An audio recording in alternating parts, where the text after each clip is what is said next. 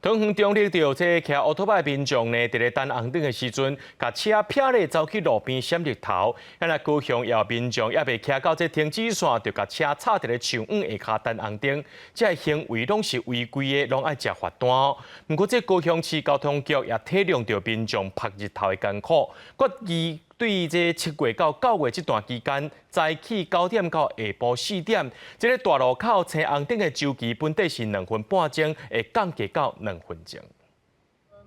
画面内底，这只奥多摆停伫咧回条线顶悬咧等青红灯，车顶煞无人。我正平一个看，才发现这个起事是踮伫咧路边咧避日头。代志发生伫咧15桃园中立的领航南路，警方讲车主违规的行为会甲开单。警方将依《道交条例》第43条第1项第4款，非遇突发状况于车道中暂停，处新台币6000元以上36000元以下罚款。全台湾热协协出门是真艰苦，那桃园、高雄大路口停青红灯，卡袂着就要50-60秒。有民众为着闪日头，还未到停止线，就先挡伫咧树荫下骹。风拍棍甲外套，嘛才做民众出门一定要载物件。少咧曝光安尼呢？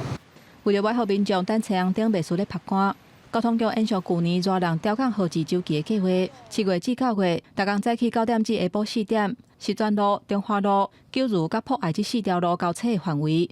还佫有五福路、中山路甲民权路这3条路交叉的范围内，号志周期150秒的大路口会降做120秒。人等太久的话，方便啦。所以每个路口的调整也要依据它的行人灯跟它的红绿灯的时项有所不同，所以我们也会斟酌针对每个路口的状况来进行调整。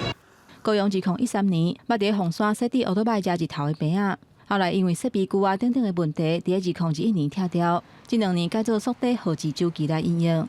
交通局表示，后续会观察车流的情形，随时做检讨甲调整。记者综合报道。